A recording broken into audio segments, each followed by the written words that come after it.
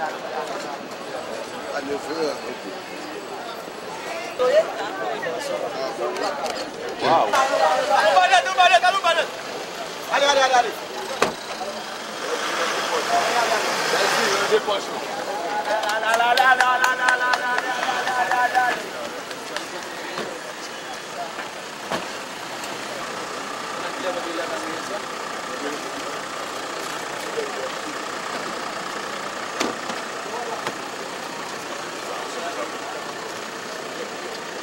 Bonjour, bonjour, bonjour, bonjour.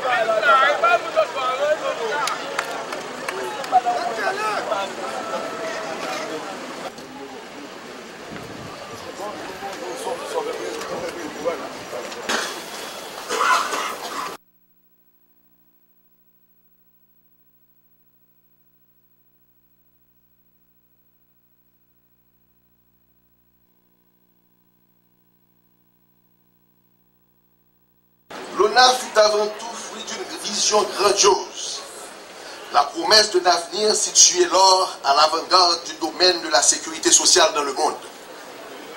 Cependant, depuis plus de 20 ans, nous avons malheureusement enregistré un notable recul en matière de protection sociale en Haïti, ce qui est extrêmement déplorable. Si on regarde de près nos dernières lois des finances, nous constaterons que l'ensemble des secteurs relevant de la protection sociale a enregistré une tendance baissière, tandis que les réalités subséquentes au séisme du 12 janvier 2010 devaient nous porter à accorder une importance soutenue à ce domaine. À l'ONA, nous ne sommes pas, je ne cesserai de le répéter, tributaires du budget de la République. Nous gérons les fonds des travailleurs, travailleuses et les contributions du secteur patronal, ce qui fait un monde de différence. Nous avons, à la lumière de vos instructions, Monsieur le Président, vite compris l'urgente obligation de faire de l'ONA un acteur primordial de la mise en œuvre de votre vision.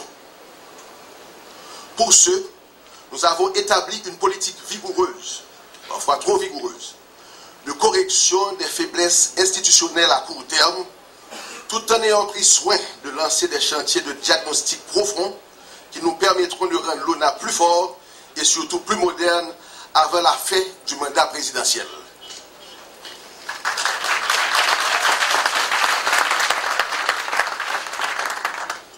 Dois-je rappeler qu'une institution étatique d'assurance vieillesse est d'abord et avant tout un patrimoine national qu'il convient de se garder scrupuleusement de faire une caisse ouverte à tous les appétits.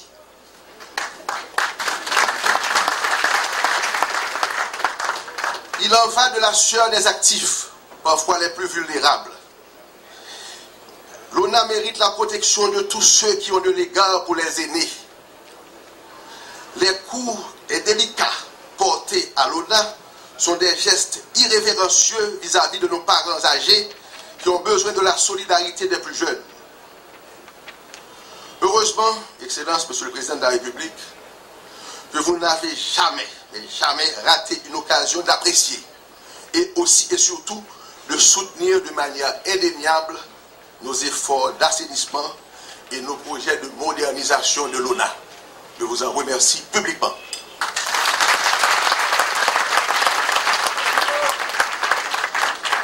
Que la nation sache que l'ONA ne rentre même pas ce qu'il dépense pour faire fonctionner la plupart de ses bureaux régionaux. Ces revenus représentent une infime partie de ses dépenses. Avec près de 1700 employés, il ne peut donc être un office de placement. Pour garantir sa pérennité, il est primordial que de courageuses mesures de correction soit appliquée avec le concours des politiques avisés et des travailleurs fiers et revigorés de l'ONA. Excellences, Mesdames, Messieurs, l'instrument de contrôle par excellence de l'institution, c'était bizarrement la terreur et la peur exercées par quelques individus dont la mission essentielle était de garantir une totale soumission des honnêtes employés de l'ONA face aux pires accros à l'éthique la plus élémentaire. Mais la lumière est toujours plus forte que les ténèbres.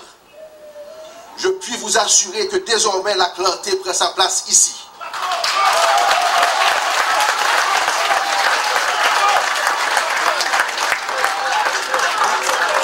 Bientôt, elle brillera de tous ses feux pour le plus grand bien de tous.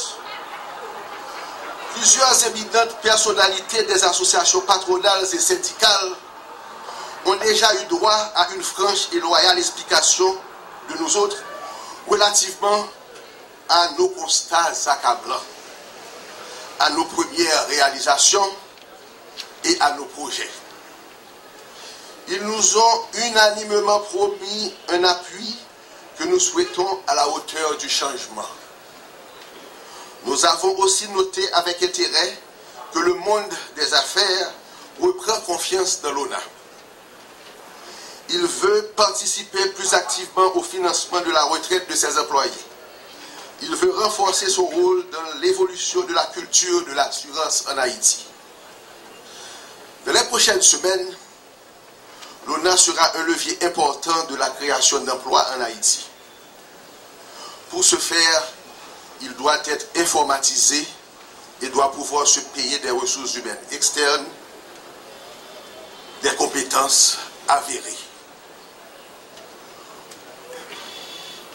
Pour l'obtention d'un simple service à l'ONA, le cotisant doit encore attendre au moins 2 à 3 mois. Ceci est inadmissible et contribue à la dégradation de l'image de marque de l'institution. Nous avons mis en œuvre un certain nombre de palliatifs pour corriger cette déplorable réalité. Cependant, nous ne pourrons effectivement satisfaire pleinement nos cotisants qu'au terme du processus d'informatisation qui devra durer un peu plus d'1 an. Je dois rappeler que nos pensionnés sont l'objet de notre attention soutenue.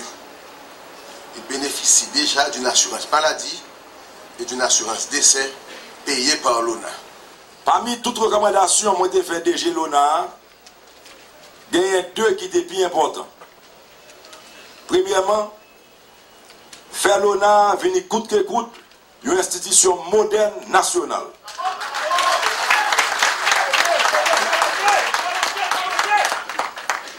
Moi ça. Deuxièmement, mettez sous pied un programme crédit et spécialement pour les gens qui ont besoin. Ça qui petit dans la société et qui n'ont pas de crédit la banque.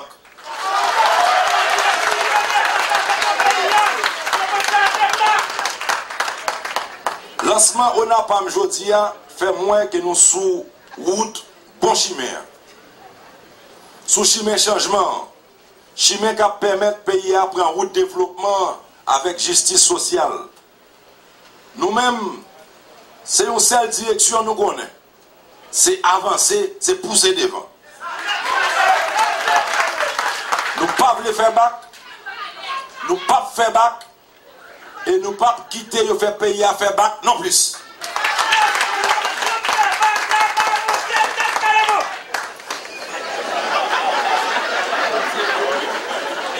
Après 5 ans, je vais faire un jazz avant.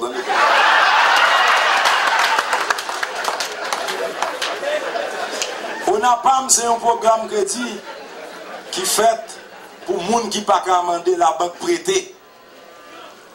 Son programme crédit qui fait pour les gens qui ont toujours oublié. Son programme crédit qui fait pour les gens qui se forcent à courage pays, mais qui n'ont pas jamais occupé. Je dis, c'est avec un pile qui est content qui m'a annoncé que l'ONA a créé la Kali, un bureau qui est ONAPAM.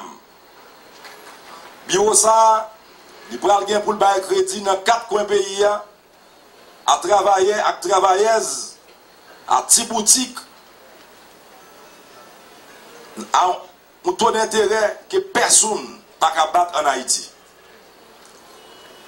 D'après ça, DG a dit, et les autres disent d'aller, ça c'est tout quête là.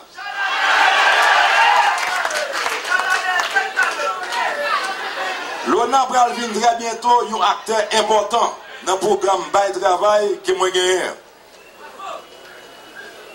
Ce n'est pas l'ONA qui prend le bail job. Mais il prend des gens qui ont une vision, des gens qui croient dans le pays, des gens qui veulent travailler, des gens qui ont un bon projet dans la main, créer plus de jobs dans le pays. C'est pour moi une grosse satisfaction pour moi annoncer PPTO. Démunis, ça a tout oublié. Toute bonne nouvelle, ça avant la Noël. Une autre nouvelle, moi, je voulais annoncer, c'est Kay Onaville. Que moi, décidé avec DGA pour nous mettre à la disposition police nationale. Après une tête ensemble que l'on a mis sous pied avec BNC et BPH qui pourra faciliter les transactions, vente caillou à policiers.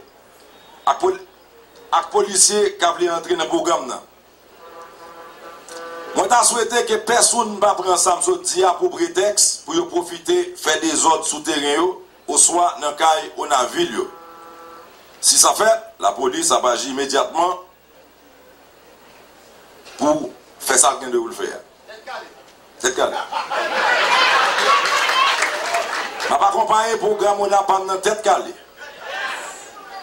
Pour même les gens qui n'ont pas un pile moyen dans le pays, qui ont joué une possibilité pour prendre vie en main avec dignité. Que bon Dieu continue à bénir nous toutes, bénir Haïti, éclairer toute fille, tout garçon qui travaille dans l'ONA pour changer Haïti, tout bon vrai. Je profite de souhaiter tout maman, papa petit, tout petit monde et grand monde. Un joyeux Noël à bon l'année 2012. Est-ce que vous l'offrez avec vous? Et m'a dit tout le monde, Kembe là, pas lagué. Nous mettons Kembe flamme l'espoir bien haut. Parce que le président et tout le gouvernement a travaillé pour nous, tête calée. V'lez pas v'lez. Haïti vient pour le changer quand même.